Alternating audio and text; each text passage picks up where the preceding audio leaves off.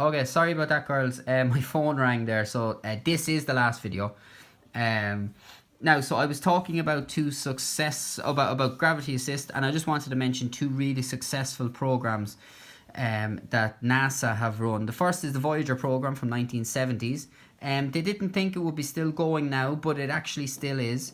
The Voyager 1 and Voyager 2 are two really successful little spacecraft, and they've traveled all across the solar system.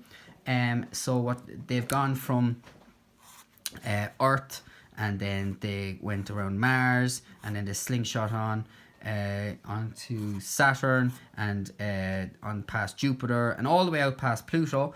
And it's currently out in the Kuiper Belt, looking at different asteroids and everything, which is far out in interstellar deep space. And it will continue on and on and on and on.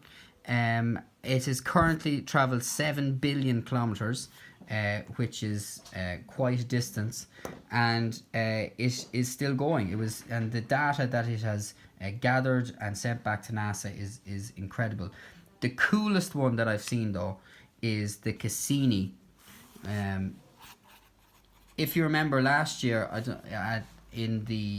at Worlds, in the elementary school division, there was a Cassini division, and they named they named one of the spacecrafts the Cassini spacecraft, and its job was to go to Saturn and to investigate all of the different moons of Saturn and everything like that. And they believe that on Titan, which is one of the moons of Saturn, that they have actually found water. Now, every single place in the universe that they have found water, there has been life. The only place that they found water is Earth. So, but if they go back to Titan, which they plan to, who knows? There might be life on Titan, which is the moon of Saturn. Okay, and Cassini used a lot of different slingshot or gravitational assists to get to Saturn and to get to the moons of Saturn, like Titan and everything like that. There was a documentary that I watched recently about Cassini, and it was just incredible. So it's been up and running for the last 20 or 30 years, and last year it ran out of fuel, and so it's no longer going, but it was an incredibly successful program. They found out so much more than they ever wished or hoped that they possibly could about Saturn, and you should definitely look into that. So I think that's a really good starting point for space. You need to look into these and find out what exactly you want to do. So obviously we could do the most obvious thing, which would be build a little rocket and get it to, fly in the air, and that would be really cool. And you could look into how to do that straight away. But possibly, you could do something. You could do something else. There's one final thing I want you to look at. It's called Starshot. Okay, Starshot.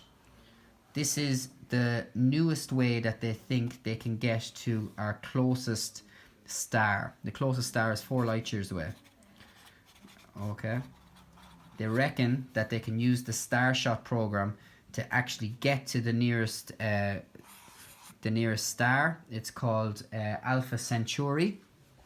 Around Alpha Centauri, there is a little planet about the size of Earth. It is approximately the same distance from the sun. It looks as though, they can't see it clearly, but it looks as though it's very similar to Earth.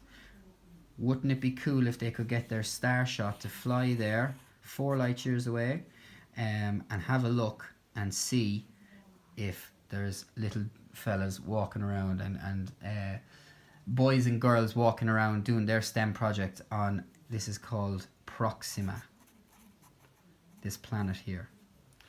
Okay, so that's a lot for you to take in there, girls.